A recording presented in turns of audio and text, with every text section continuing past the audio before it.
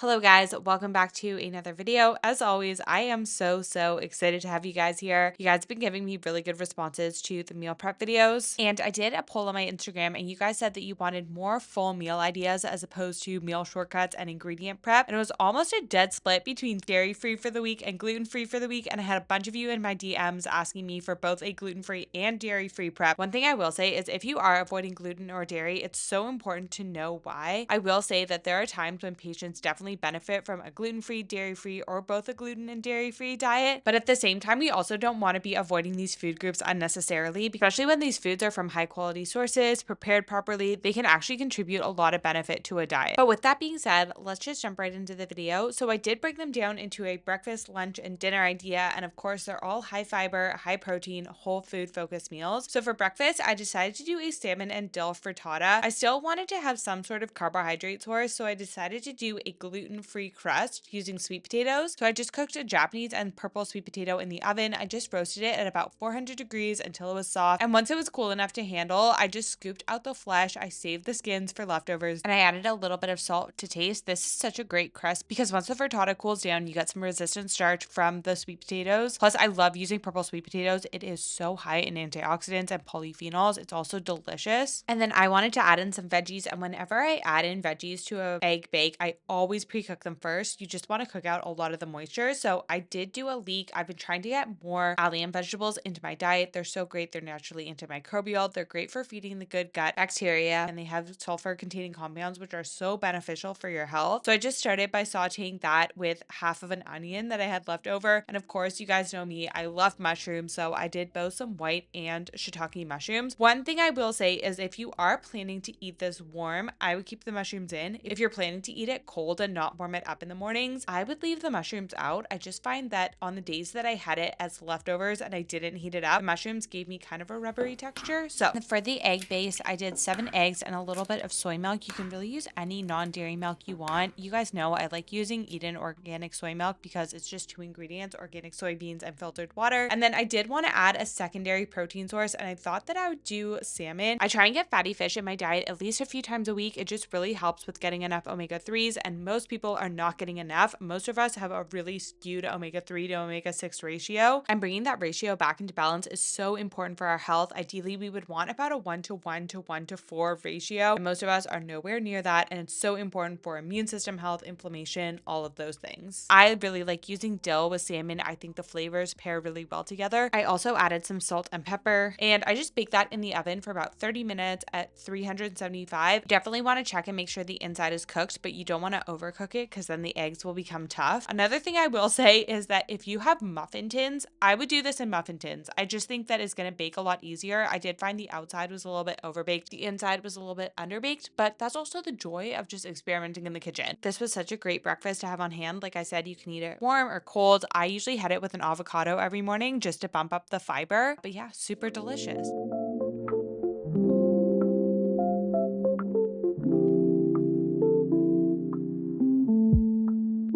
Okay, and then moving on to lunch, you guys know I have been loving sheet pan meals lately, and I really like to just use seasonal produce. So I started by chopping up some carrots, sweet potato, squash, and Brussels sprouts, roasting them on a tray. I really just like to use a bunch of different veggies, and I find if I cut them in pretty even pieces, they cook at about the same time. Like I said, I've really been trying to get more cruciferous vegetables in my diet, and I've just been loving Brussels sprouts. They're always on sale when I go to the grocery store. And I switched up the seasoning this week. I did some rosemary, thyme, salt and pepper, and avocado oil, and I just laid those on a baking tray and I baked them at 400 degrees for about 45 minutes. Now for my protein, you guys know I love chicken thighs, but a few of you have been asking me if I can do more chicken breast recipes, and to be honest, I hardly ever cook chicken breast, so this was a learning experience. I did see how you can make shredded chicken in the Instant Pot, and I really wanted to try it out. Also, I've been trying to use my Instant Pot more, so I just seasoned some chicken breast and I just steamed it in the Instant Pot. I do think I slightly overcooked it, but with chicken, I never never want to undercook it. I just don't want to take the risk. Anyway, I just let that cool off and then I shredded it and added it to the sheet pan. I will say, I think that I overcooked it a little bit. And this is where I kind of like to release the expectation of perfect meals. I know with Instagram, Pinterest, you can get this idea that every meal has to be super aesthetic and super perfect. And this definitely wasn't the best meal I've ever made. I will say that, but it was delicious. I also ended up just making a tahini dressing to go on top. And I will say you definitely need the dressing. The chicken breast is on the drier side, so you want a nice creamy dressing. And whenever I'm making a dairy-free dressing, I love using tahini. So I just made it with tahini, some brine from some pickled onions just for some extra flavor, but you could also just use some apple cider vinegar. I added in some mustard and maple syrup. I like to do kind of a maple mustard dressing, a little bit of salt, and this made such a good addition to the sheet pan bake.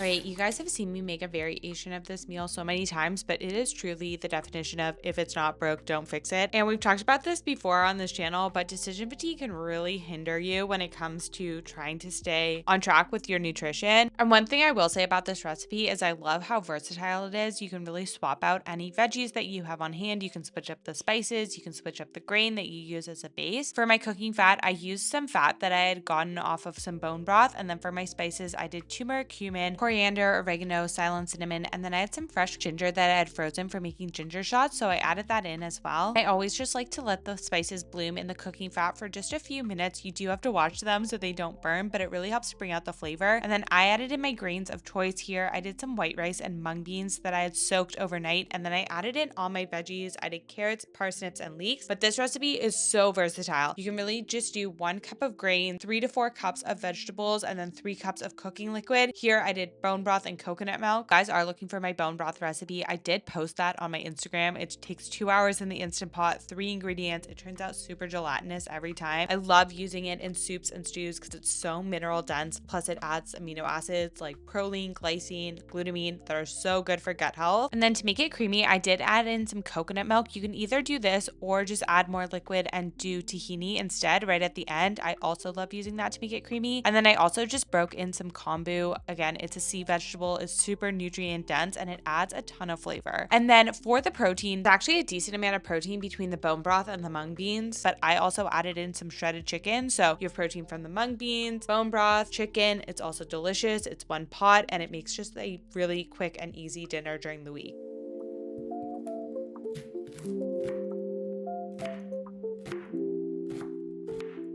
Did still want to include a few condiments. One thing I have been making is pickled onions. They're so easy. I just started by making the brine with some water, salt, maple syrup, and apple cider vinegar. One question I often get is, are fermented foods the same as pickled foods? You still eat the pickled foods and get the probiotics? And the answer is no, they're not the same thing. With pickling, the tangy taste comes from whatever vinegar you're using versus when you ferment foods, the tangy taste is coming from the actual fermentation process and the microbes. So you're not going to get the probiotic benefit from eating something like pickled ginger or pickled onions unless they're prepared in a fermented way. They're still delicious nonetheless, and they still add so much flavor to your dish. And then one other condiment that I've been loving is marinated beets. Now you can totally cook the beets from scratch. I just buy the pre-cooked beets that are just steamed in water, peeled. It just makes them so easy. And I like to just marinate these in some balsamic vinegar, olive oil, salt, and pepper. Love including beets in my diet. They are so high in antioxidants, polyphenols. They're also great for supporting liver function, cardiovascular health, cognitive function. They're high in betaine, so they're great for supporting digestion. They're also really great for helping to support blood flow. Then I also made a big batch of my lemon ginger turmeric shots. I ended up posting this on a reel on Instagram, so if you guys want to go check out the recipe, it will be up on my Instagram. That does bring us to the end of the video. As always, I hope you guys got some value. Let me know if you're going to give any of the recipes a try. Also, let me know in the comments of what you guys want to see more of. I love your guys' feedback. If you're new here, make sure to subscribe because we would love to have you here every weekend, and I will see you guys in the next video. Bye!